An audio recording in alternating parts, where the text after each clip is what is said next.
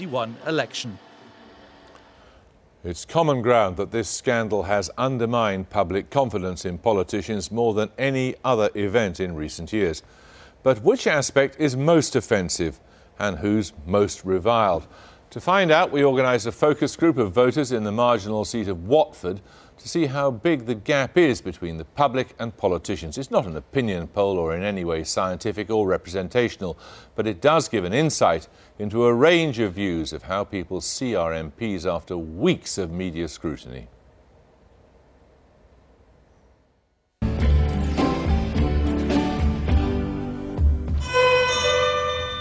It makes me livid.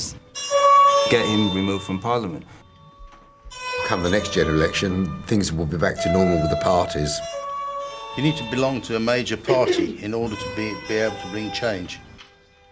I just thought the freaks have come out at night. When you sit at home and you're listening to the radio or reading the newspapers and you see revelation after revelation after revelation, how does it make you feel? It makes me feel a bit cheated because you pay your taxes in good faith. Right. And personally, I had no idea before this came out that it was going on. So you feel cheated? Yeah, you don't know who to trust. These guys and women are supposed to understand what real people like me, are going through. And if they can do this, it kind of shows not only arrogance, but they really don't care. It makes me worried that a lot of people are going to be so put off by this whole episode and people are just going to stay away from voting altogether. I mean, there's been a host of claims that have been revealed over the last 3 or 4 weeks. Do some of them you find more offensive than others, or...? I think they're all the same. Ultimately, it's hypocritical because they expect us to live by the straight and narrow, you know, abide by laws, and they're... Pay your taxes. Yeah, and they're doing the exact opposite, really. So how can you preach something... What does that tell you about politicians and politics they're in all Britain? Corrupt, realistically. Just so we finish this part of the conversation about which of them you find most offensive, you know, if we were to have a league table, has it been the moat? Has it been the makeup? Has it been the small items, the luxury items? What's been most offensive? Which have been least offensive?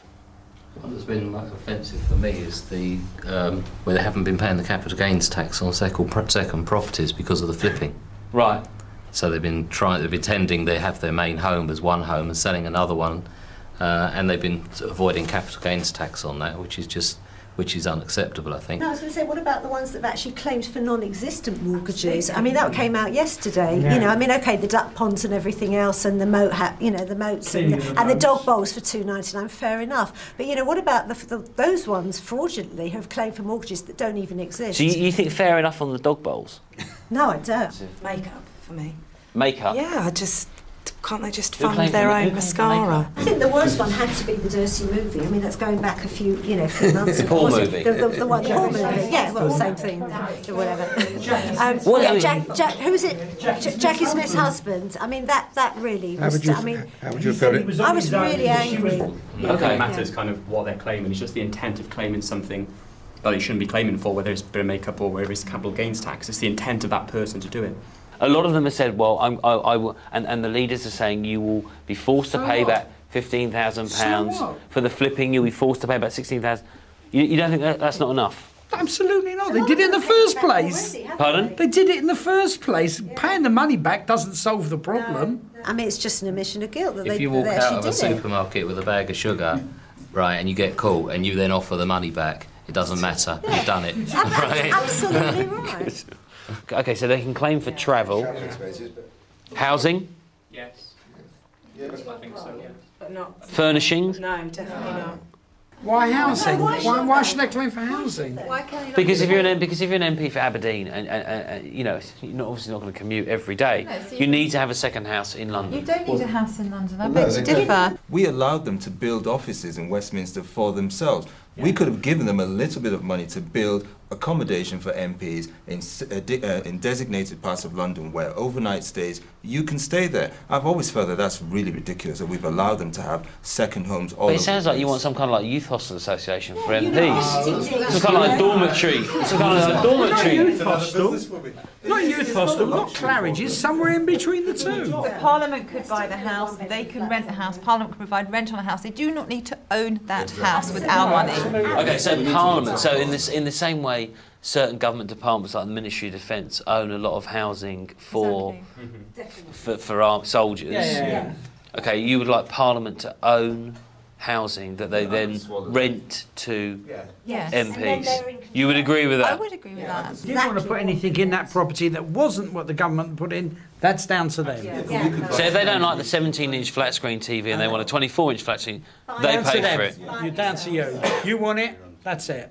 Okay. Standard issue stuff, and that's it. If you want anything above and beyond that, you go buy it yourself. Okay. Why should we have to pay for it? Because it's obviously been going on a long time, and the party leaders have all known about it. Correct. They've all stayed quiet until the revelations came out, and that's what makes me worry about how trustworthy any of them are. Now they're making a big noise. Why didn't they do so a year or so ago? Who's come out worse out of this? Cameron or Brown? I think what Cameron says, well, we need to do this. What's that expression? Stable door horse bolted. They should have done this a long, long time. They must have known it was going on. Yeah, and it's easy to say the right things after, you know, we've all seen the revelations. It's easy to come out and say, I think, was it him who said they should be prosecuted, those who have done things that may be criminal, the police should get involved. That's easy to say. The police are going to get involved anyway if someone's done something criminal. So you don't credit him with taking the Not at all. fight on? I mean, because you said you thought Brown had followed after. Unfortunately, Gordon Brown dithered for too long. Instead of coming out and saying something straight away when he could see the way the thing was going, he should have spoken, constructively then, rather than wait. Anyone else think he's dithered? Yeah. The Prime Minister? Go on. I think Cameron's led on this, and I think Brown, as with numerous times in the past, he's just got no control over his party, and he just seems to be a mess. He doesn't seem to have control over anything in this country. Recently, you may have heard a few, I guess you'd call them personalities or celebrities, who are considering standing as independents. What do you feel about having more independents in Parliament? Is it a good thing or a bad thing? If you're independent, there's no backing. The problem really needs to be the reform within the parties. One person alone is the equivalent of a backbencher. They have no voice there. What would they bring to Parliament? Not a lot. It's not a lot they can bring. There is a role for independence. It's just what kind of independent. When I saw those pictures, with the exception of Terry Waite, I just thought the freaks have come out at night. No one said anything about the Lib Dems yet. Well, I feel sorry for the Lib Dems because they haven't got enough MPs to have had all the scandal the other parties had. So. But they've got they haven't made enough claims. That's right. They've got Vince Cable, who every time he's on the radio or television always speaks sense.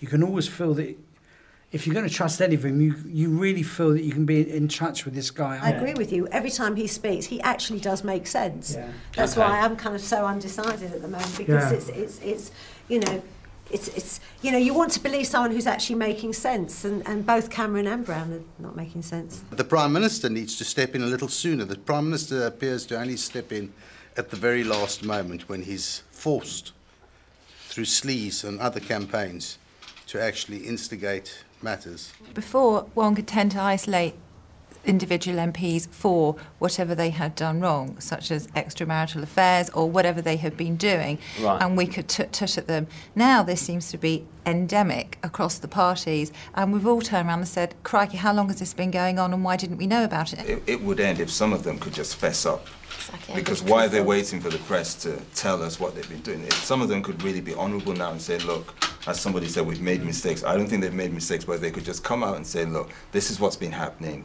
The system's been abused. It was too easy to do it, but let's draw a line under this. This is what I did. I think some people would forgive some of these MPs and say, okay, let's start afresh. But it is a defining moment. It's never going to be this easy for them. What does it tell you about the state of politics and democracy in Britain today? It's still democratic.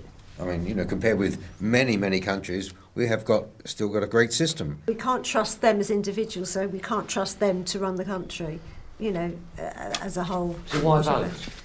Well, you have no right to have any comment on how this country is run unless you exercise your right to vote. So you still feel as passionate about voting? This hasn't put you off voting? Certainly not. Has it put anyone off voting? No, not at all. The system is fine. It's just the individuals at the In particular the moment. system, yeah. Yeah, but the system is great.